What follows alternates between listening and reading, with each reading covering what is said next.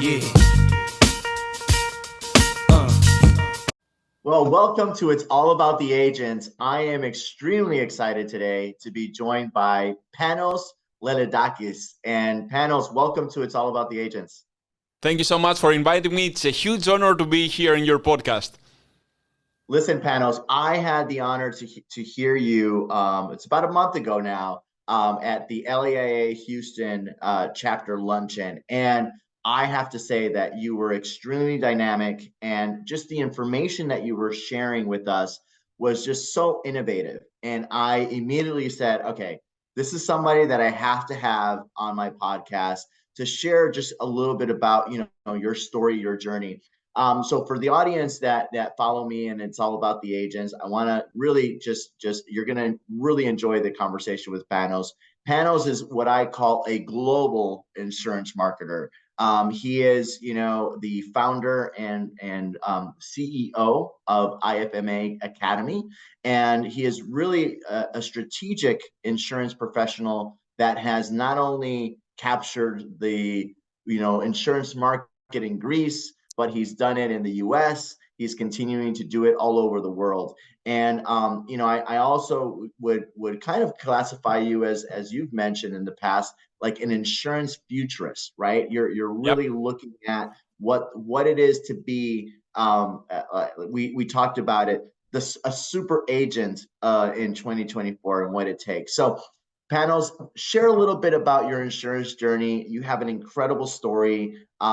Let's share with the audience, who you are and a little bit about your story.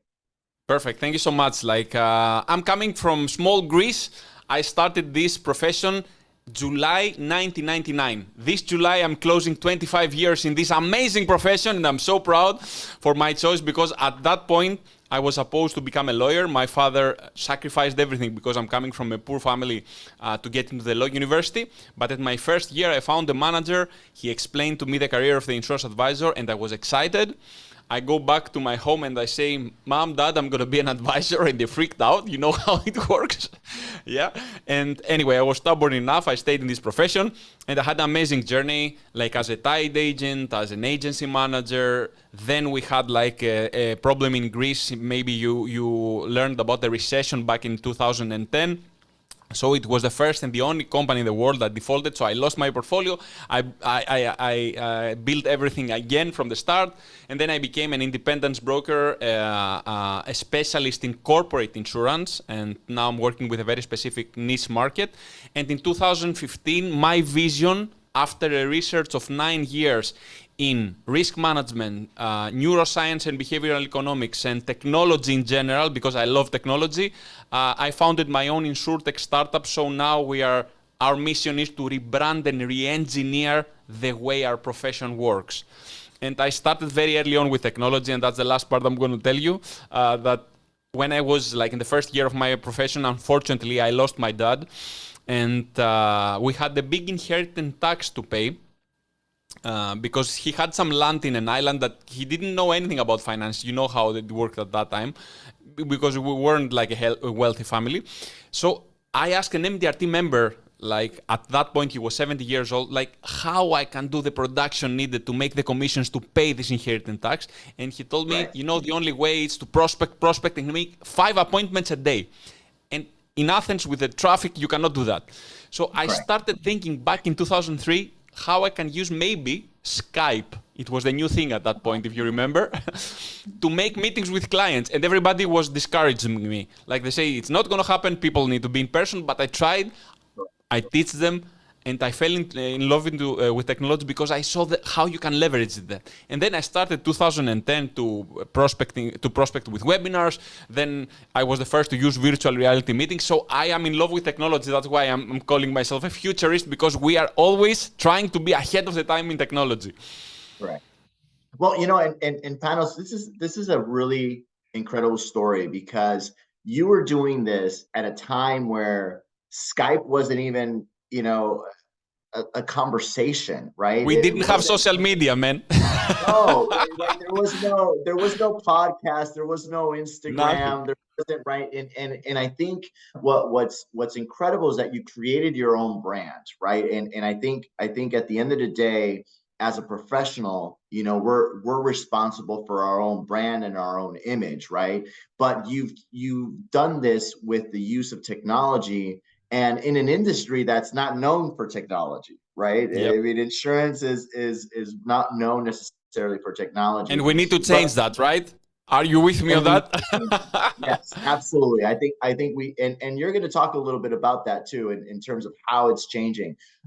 So as your manager is telling you, okay, there's no way that you're going to see these many agents. Talk a little bit about that process, because you mentioned that you incorporated this into your way to sell and way to engage, right?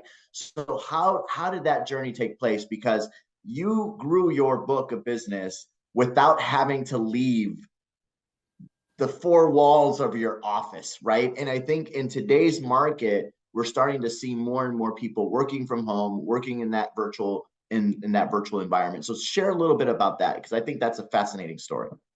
Yeah, it was not easy at the start, so it came gradually. I didn't do it like overnight. So when I started the Skype meetings, many people has hesitations. They told me I don't know how to do that, so I was starting to train them. We were playing with this technology, so I created a brand like look how amazing it is to have a meeting without traveling in Athens and in traffic and everything. So I was getting referrals and people were coming to my meeting only about the experience. You know how it works. So it went very gradually like to this level. And then I saw the power of how you can approach instead of one-to-one, one-to-many. So I started creating webinars with different topics, not insurance topics, because unfortunately I tried that and it failed because insurance is not a sexy topic for people to come into, even to a free webinar. Right. Even when webinars were not the trending, now it is. But I was creating a different added value topic for them. Let's say for parents, how you can raise your children with self-confidence. And I was inviting a psychologist to speak. And at the end of the 10 minutes, I was pitching my practice. And then I was inviting them for a meeting with me virtually. And eventually, because I had to train people how to use all these new technologies, because now it's the Sure. norm, but at that time it wasn't. And I remember a story, if you want me to share, like in 1 minute.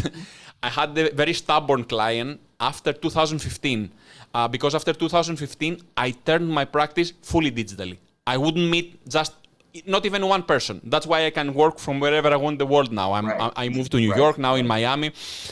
And I had an older client, a high net worth client, an entrepreneur, that he didn't want to meet me like virtually. He said, no, I want to see Panos in person. And I was traveling, I couldn't do that. So I sent my assistant with a laptop.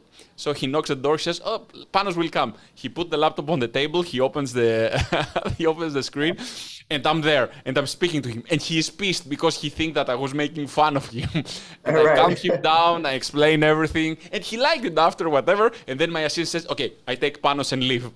So you need to do like things out of the box sometimes in order to train people and see how amazing it is.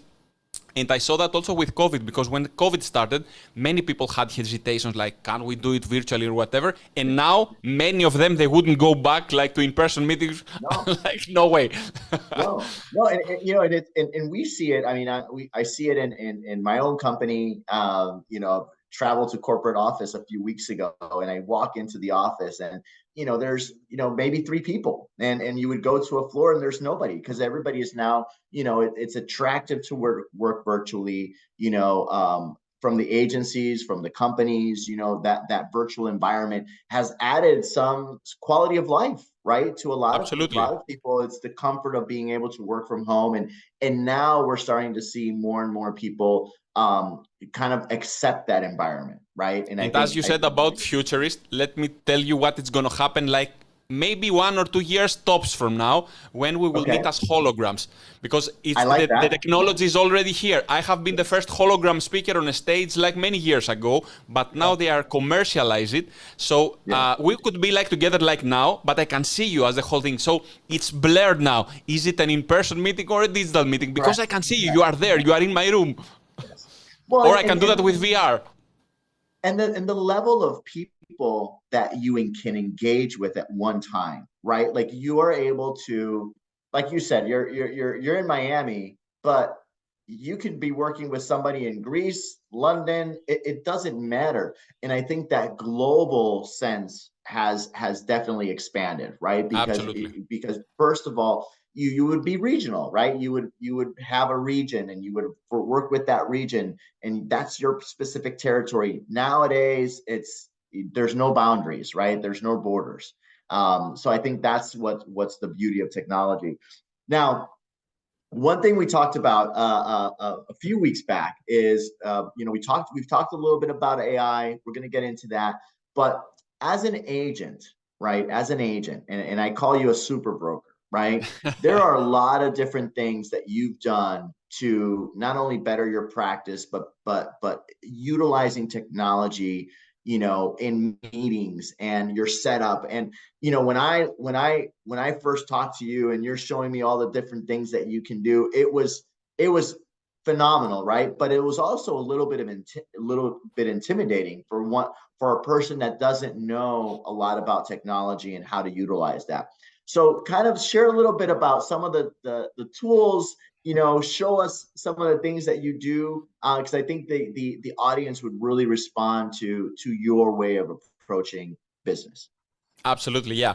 My message is like you don't have a second chance to have a first amazing digital impression. To make it's important to make a good impression. The Sure. second thing is in the digital era, differentiation is the key. So you need to be different. You need to impress people. You need to create the wow factor, and you need to make people speak about you to others, so your reputation travels before you. So you can achieve part of this by having a professional setup. So behind me now it's a green screen. So many people, they are using Zoom background, but it doesn't work well. You move, you disappear. You know how it works. So I have Right. a Yeah. green screen. I have a free software called OBS, and I have this small thing that with a push of a button, I will change the camera and you will see me here in Miami. I have this stream deck that now I can be like in Times Square, like in the middle of Times Square, or I can be back in New York, and I can have all these things around me. And even this small detail, I'm not telling you much, and it's not difficult to set it up, but you need to create some new skills. You can set it up. I have a console now, so if I have a young client that I can play with him a little bit more, I make sound effects. So whenever he tells me like an objection that I don't like, I have this and I click this button and say, come on, man, this is not an objection now. Or let's say, if I say something nice, I do that. Or when I start the presentation, I click that and I say, hello, we have Albert with us, and we are gonna make the best financial planning of his life, or whatever, like something like that. And the last and the best is like when I want to create emotion, I say, and now, Mr. Client, we have to take important decisions about the future of your life or corporation, or whatever. So by having this kind of setup here, I can create, like, how we want to draw some things in the old days, like in the paper, and Yeah. now Yeah. I have this great thing that you can not do it by Zoom, because it's sharing your screen, playing a video, or whatever. Right. It's interrupting the flow of the presentation. So just with one button, I can do this right now, and I can start writing here with my Apple Pencil and connect it an iPad, and I can start explaining some things if I want, and I can get back with a button. I can share my screen with that, like with a button. I can go back, and this automation creates, as I call it, a digital experience, not just a Zoom meeting. It's engaging, it's fun, people will speak about that. So why not to be professionals and prove to everybody that we're not an old-fashioned profession with no technology and innovation. That's exactly it. And that is really, and I think, for a lot of my audience, I have a lot of agents that listen to the podcast, and insurance professionals, from all different likes, right? Whether they're wholesalers or carriers. And I do believe that we're in a very, very interesting time for insurance, right? Absolutely. There's some issues in the marketplace, right? Where there's a lot of limitations and not a lot of products available, and just really good, really just solid challenges that we're all having, right? But the experience between that customer and client, that customer and carrier, that customer and agent, it's so important, right? We will always be a relationship business. I can never say that AI will replace the relationship, right? No. I will never say that technology can really replace the relationship. But I think that we could utilize these things to enhance the relationship, right? Absolutely. You nailed it. And I think what you're doing is, when I'm having a meeting with Panos, I'm ready for the show, right? Like let me buy the ticket. Let me go through this experience. And listen, at the end of the day, we're not selling a sexy product, right? We're selling a contract that is going to respond to you at the time of need. And we have to build that trust, right? And I think that this is a different way to visualize and building a relationship with the client. I'm with you all the way, and you need just to have a different mindset because we have done this neuroscience research and we know why this topic is not sexy for the people's brain, because they don't want to believe that something bad will happen. We approach the whole concept with not the wrong way. That was the way to go, but now we know better. At least in our research, we cannot approach the client just by raw fear. What happens if you die and then I'm going to make the hard question? It doesn't work like that. We can make them be happy buying insurance today and make it a sexy product, but we need to change the concept. And if we want also to approach the new generations, we need to change the language and we need to change the technology we use. And to enhance our presence, let's say, of course, if you are my client and you need me, I'm 24/7 on the phone, but sometimes I might not. Do you have a problem for me to send you a link or just give you this card? So whenever you need me, tap it on your phone and a chatbot will come and you can ask anything you want and it's like speaking with me. Would you like that? I'm not saying that I'm not going to be there for you, but if you need me 24/7, just take this is my AI clone, man. I'm telling you, it's crazy. And you can just program it that with this NFC writer. You take 100 cards like with $20, $30 this. You can just create a chatbot under 30 minutes and you are good to go. We just need to create new skills. So this is phenomenal because I just the other day, a good friend of mine, insurance professional in San Diego, talked about his experiences with chatbots, right? Yep. And how he's utilizing chatbots in his agency. So I want to bring the topic of AI, right? It's the hot topic. It's the scary topic, right? It's what everybody's talking about. And you've been utilizing, I mean, from our meeting, I had like probably 6 or 7 different platforms of AI that are out there that you're currently involved in utilizing and whatnot. But talk to us a little bit through, your vision on AI and how it's helping you enhance your agency and your profession. You shouldn't ask this question because you don't have enough time in your podcast to answer this question. Don't do that. Don't do that to me. Don't limit me like that. No, it's okay. The title should be, we can be superhuman advisors with AI nowadays. After 2023, everything changed. We have entered already a different world.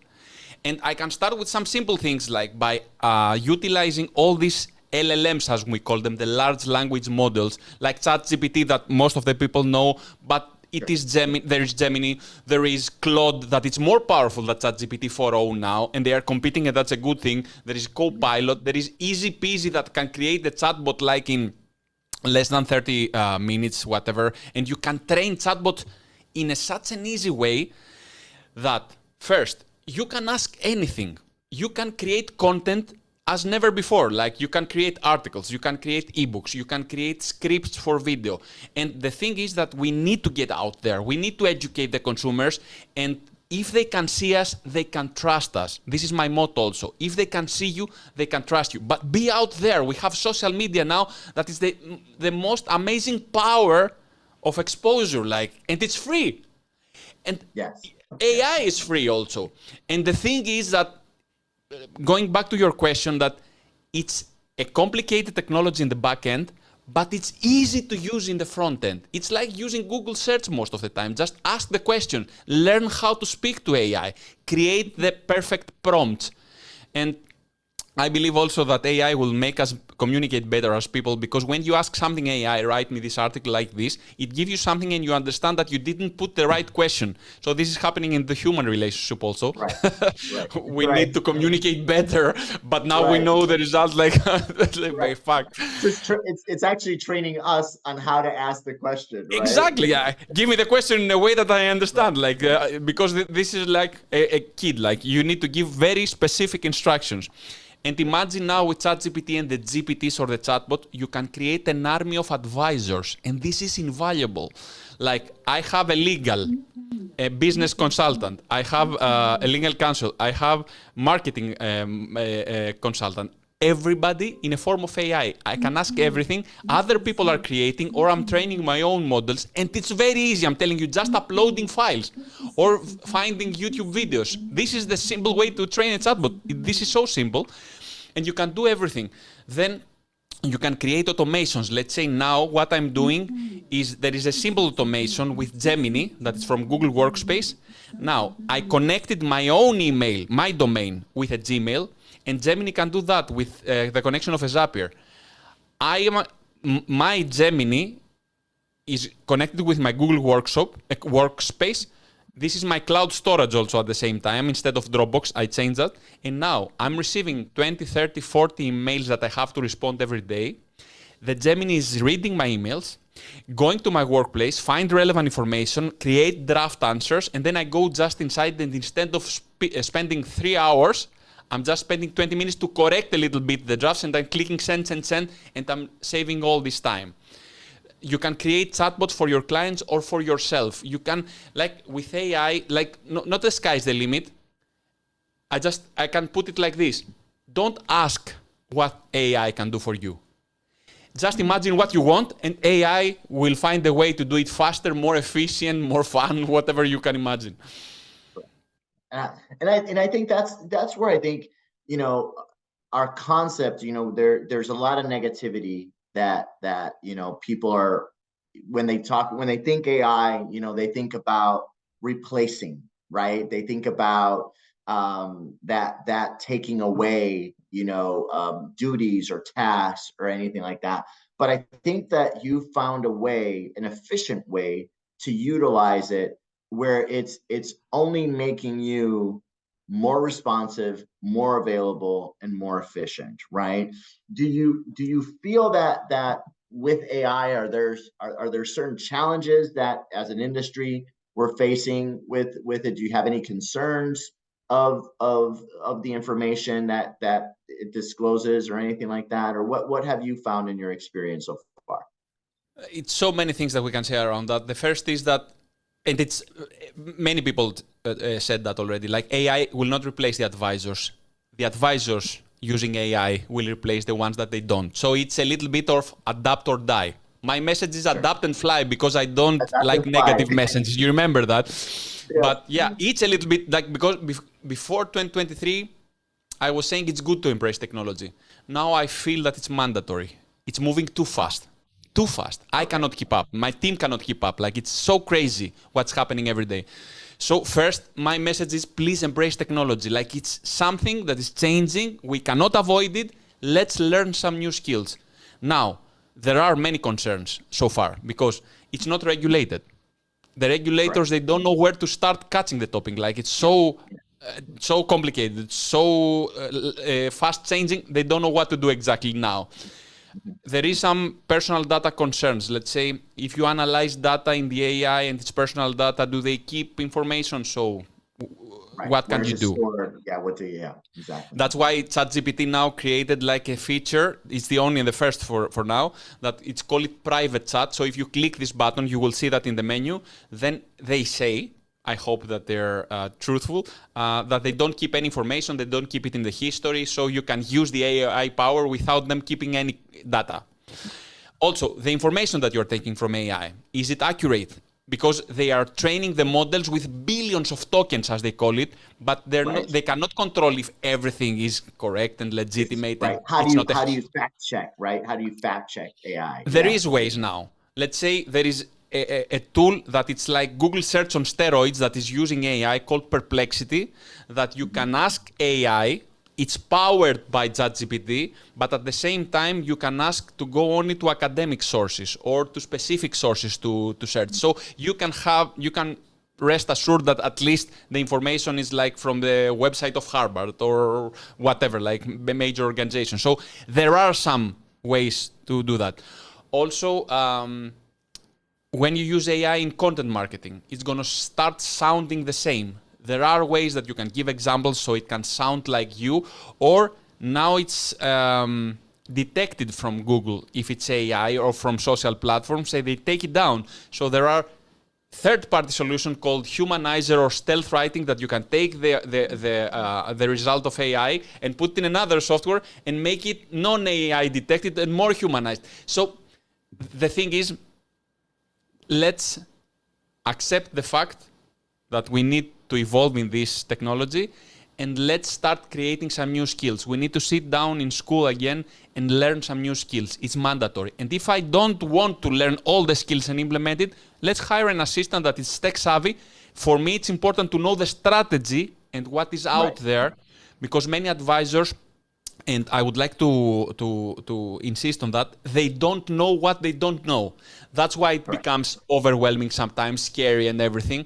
So if you know what can be done, you can choose in what way you want to proceed and how to implement it yourself or with help. But don't stay behind. It's dangerous now. It's dangerous. And you know, as a lot of insurance advisors may be watching this, what are some first steps that they could take in terms of engaging with AI? Because I will tell you, and I'll be perfectly honest with you, after your luncheon and the list of different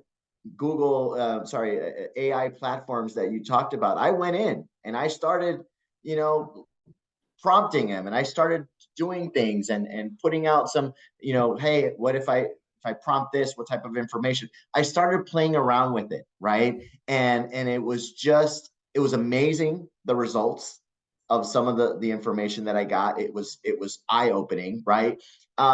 But it took me a while, to understand a little bit of how to do that. But do you have any suggestions on where agents or where some insurance professionals can go to access just how to get started, There is a big school, man, that it's very easy to access, and it's called YouTube. You can go to YouTube and check like many videos that there are around AI now, and there is some great tools also that I don't have the time to share with you all the list of the things. Sure. Like it's called GPT Summarizer and everything. Now, in every YouTube video, if you add to your Chrome a Chrome extension, so you can have the whole script and the summary of every video. And you can also add this information in a chatbot in a very easy way. So what you can do is start watching video or just reading the summary, because some of the videos are saying a lot of things that are not useful. So you can now research in a more efficient way, like all this stuff. And I know that it's not the place to make it a commercial, but let's say we were, as an insurtech company, we were evolving software and everything. But at the time, because we are implementing everything and I'm from the field, we have been asked to create a digital certification program to teach people step by step, because if you go alone, you will find everything. If you have the time to go on YouTube and study, really, the information is out there. But I think that some organizations like ours and others, they need to give the steps very easy, because if you take the steps, it's so easy that you say, oh my God, that was so easy. But if you try to invent it yourself, invent the wheel again, it will take you a little bit more time. You can do it. It's feasible. But let's, just for a start, take 1 or 2 or 3 major languages. Like try ChatGPT, try Claude and Gemini, let's say, and start giving prompts and understand it's like having, how can I put it? Like you have 1 million employees that they can research whatever you ask, and they can create whatever you want, like in nanosecond. Just ask. I want an article. I want a summary. I want business advice on that. I want to create an ebook. But there are some tricks, like it cannot write an ebook altogether. Say, find me an ebook for this specific target market that I want to approach. Then give me the title. Then give me the 10 chapters. Then analyze and elaborate in every chapter. So there are some ways, but it's trial and error, experiment, but use it because you can see how easy it is. Well, and I think our industry has shifted a lot along the years, right? We're not out there just selling to sell, and we have these cheesy sales dialogue. No, we're really more focused on the educational piece, Absolutely. right? Absolutely. Is how can I educate you on the coverages for whatever it is, whether it's your personal, whether it's life and health, whether it's your business, right? Our job is to educate. And the best way that we can educate is by giving out, information that relates to you. So what a great opportunity, right? Is you have this in all this, like you said, millions of employees, right, at your disposal to provide you with that information, and how to educate your clients. And I think it's a powerful tool. I think that we'll probably see more agents, hopefully, transition into this model. I'm already seeing a lot of agents, utilizing the chatbots and improving efficiencies, whether it's lessening the time that they're working on Yep. task, and like you said, the response on the emails, and having that, like, how effective is that, right? To go in and respond to every single client, where a lot of times the questions from our clients are the same, right? A lot of times it's the same type of question. So why not create a chatbot that can address those questions? Panos, I definitely want you to this is all about self promotion as well, and I want you to share a little bit about what you're doing, as far as your profession and projects that you have along the line, because I know some people are going to watch. They're gonna be very interested in potentially having you come and speak to at their events or whatnot. And trust me, to all the audience, if you get Panos to come to your event, you are going to be blown away. My favorite trick was when he brought up a drone and was literally like recording himself as he was speaking. So Here it pretty is. I impressive. have it with me. This is the drone, guys. This is the first AI drone that you can make it even fly in front of you. Like, it's crazy. I'm doing that because the content marketing is one of the like more important strategies that we need to implement now to get out there. And there is some Right. strategy because, unfortunately, insurance and investments are not the sexiest topics for people, and now the attention span of people is very low, like it's some Correct. seconds. So there is a bypass on that. We need to add value to the things that they are interested and then connect it with insurance. But you can take one of those and you can just click the button, and just to see how safe it is, I will make it fly in front of you just to see like how crazy it is. Now this is recording me nice here, and I can have it like here. It's crazy. I will That's show you great. how you can do that. I'm telling you, I really do, Panos. I do honestly say it was one of the most dynamic meetings that I've attended. And I just think what was so positive around your message was the fact that you want to educate people and you want to help people, right? And Yes, I think in the bottom of everybody's, you have a good heart and you're in insurance. At the end of the day, you want to help somebody, right? Whether absolutely. it's with their finances or their business or whatever it is. That's what we are, right? We're service individuals, and that's what we want to do. But the way that you're doing it really is innovative. And I think that's something that we should all take note.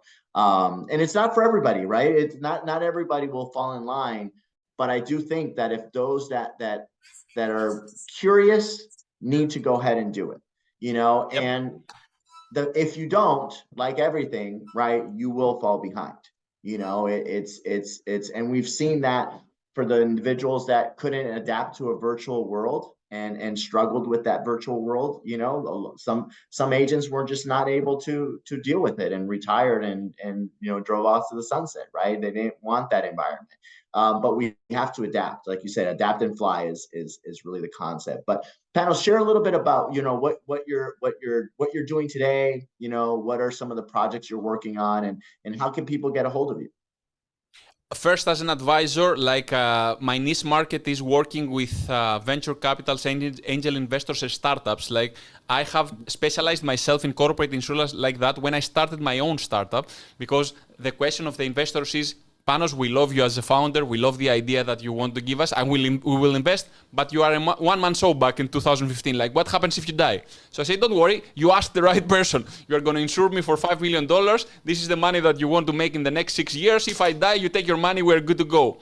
And then I replicated this idea, and I penetrated in the venture capital world. And it's a great market for everybody. I'm just suggesting. But also in my InsurTech side, we have created a very innovative software already with 11 global innovation awards, like from MIT University and all this stuff, based on these 3 pillars of research. We are using risk management instead of selling products. So we try to be a holistic advisor by identifying, prioritizing, quantifying the risk, and give the client a risk assessment, not an insurance solution first, because first they need to understand the problem. If they don't accept the problem, the solution, it cannot be pushed like in this way. So risk management based on the ISO 31000 was one of the solution. The second was neuroscience and behavioral economics research. So we know now why some people are resisting the idea of risk already, not insurance. And then we have the technology. Our software is working with AI. It can make the risk assessment in 10 minutes with 10 questions and everything. And we have also a training program around that. But recently, we have been asked, like it was not in our plans, to create a digital certification program on how to use technology. And I can give you a link to share with your people, like if they are interested to just learn, we just put it together. Like we are running that in 2 months out of a request of so many people, like, show us how we can do that step by step. Right. So I think that it's something good. We're trying to keep it like in a very low price just because we want to offer people like the opportunity to use more technology. And if they are interested, they can do that because we are teaching how you can make amazing meetings, how you can use AI with all the ways, with chatbot, with NFC cards and everything, how you can leverage webinars for prospecting, how you can get into the social media world. How you can use, we have a great idea, I have to tell you that, I know that we're out of time, but I was the first to use virtual reality. I don't have my headset around me here. And I was doing meetings with others in virtual reality. And always the objection was, if the other doesn't have a headset, how do you meet them? Sure. And they don't know how to use it. And I say, okay, legit. What I did is I was going to social media groups of virtual reality users, and I was inviting them to a meeting with me that they have never experienced again. So that was the way. But anyway, now what we did is we have created together with another company a VR headset that you can have it in your office. So when the client comes or you visit him, you can have it with you. You can just give him the headset for 3 minutes just to see a pitch of your practice in a 3D amazing world. Imagine now. He's going to be so impressed. Inside, he's going to meet an AI avatar that they can have a discussion. So for 5 minutes, I'm starting my presentation like that. So imagine now how the client feels after that. Like I'm ahead of the time for in his eyes. Yeah, he's impressed. He goes back home and he say, "Oh, this look at what he did." So I'm creating more of my brand of a digital innovator and everything, and it helps me to my business because people they're asking me. So these kind of ideas we can implement and really make waves. That's awesome. I think you're definitely on to something, because with the new generation, and we've talked about insurance, and it's an aging, there's a lot of people that are aging out, that are retiring, and we have this big push. And I talk to people about it in every podcast that I do. Is I want to get more youth in insurance, and I want more young people to consider this as an opportunity. And I think what you're doing and how you're presenting insurance, it's going to be way more appealing for that new generation that's coming in, right? Because they're like, well, wait a minute, I could do this my own style. And I think that's the biggest thing about it too, is that every single person creates their own style, right? So whether your brand is through social media, whether it's through digital, virtual, whatever, it's your own style, and you're presenting it to the masses, right? At the end of the day. And I think that's a big deal. But how you're engaging and how you're bringing this innovation, I think, to the forefront is really exciting. And I'm sure, you know, I've been pushing my son and I'm nudging him every time. I'm like, hey, let's consider insurance, just, you know, just a little bit. So I'm gonna have to fly out to Miami, Panos, and have you talk to him and convince him that this is the journey that Don't he tell has to him take. about insurance. Tell him he's going to be a risk manager. He will like I it love more. it. I had an experience I like that in a love it. university. I was telling them, like, I did an experiment just for 30 seconds in a university. They called me to speak about how a startup scales globally. Anyway, and I told the professor, like, can I make an experiment? He said, yeah. And I say there was masters, like, on marketing. So I say, Okay. you know, there is a rising profession because there are so many emerging risks out there and we need risk managers. And now with AI, you can do this and that and you can do blah, blah, blah. How many will you be interested like in this kind of career? I know that you're studying marketing, but just to know, 80% Right. of the hand. Hey, you know, in the past, we called that insurance advisor. Now, how many do you want to learn more? Zero hands. I say, this Zero is how hands. we brand our profession I branding. love it. So, I love yeah, it. we need to change the concept for the new people. And Because you this know, is the reality. that is the reality. And you bring up a really good point, is that we are professionals. We are certified professionals that are going and advising, you know, individuals about the risk. And you're right. And I think that image, right, that's car salesman image of insurance Come needs on. to be rebranded, right? It needs to Exactly. be rebranded because we are. And I think people today are definitely a lot more aware, especially with all the emerging risks, like you say, that are coming on, and new technologies and new and climates and all these challenges that we're having. And we're living in probably one of the most difficult insurance environments in the world right now. Like we are Absolutely. really going through a very difficult market, and it's insurance professionals like yourself. It's companies like the ones that I work with that are going out there and helping individuals out and trying to figure out solutions. And that's what we do, right? We're providing a solution to an issue, to a problem, to something that you'll need to protect yourself. And But Panos, I got to tell you, please send me that link. Please send me sure. some information so that way I can share with the audience. I might be very. I'm interested in that digital certification, man. I think that is a phenomenal. That's a phenomenal thing. I think a lot of people should consider doing that because if anything, we are in an industry that we're constantly learning, right? We have to constantly learn to be able to respond to our clients. And again, you're providing a service out there that not a lot of people are very, you know, involved in today. They're not very knowledgeable about it, and that program that you're talking about, I think, is going to be extremely beneficial. And that risk management software that you're developing, what a tool! What a powerful tool to go into a corporation and be able to identify those risks. So definitely, please send information. I will obviously share all of your info on the podcast. And you know, for those that are listening, reach out to Panos.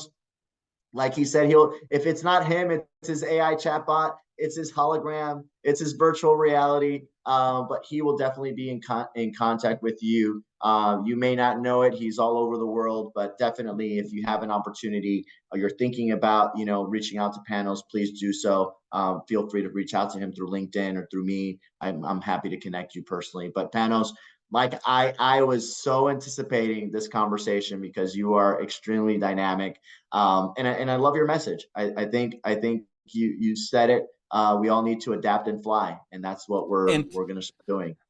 let me add one more message because I don't want to be one-sided in technology because I love technology. I know that we need to embrace it, we need to leverage it and everything. But my message goes a little bit further. After the adapt and fly is go embrace technology, use it, have more time, and then go beyond technology because the skills we are really gonna need, because the skills of technology is easy to learn.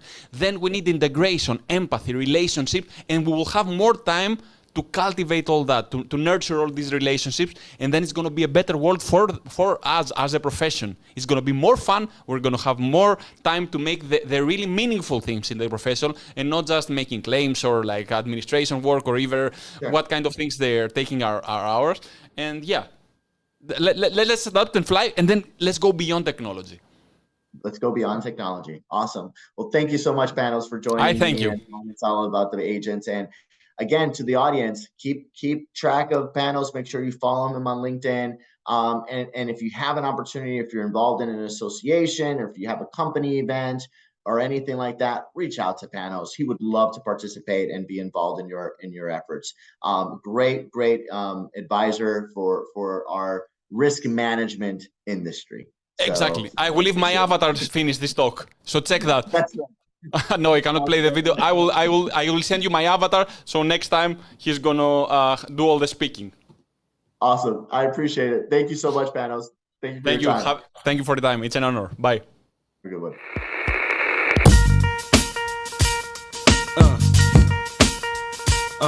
Yeah.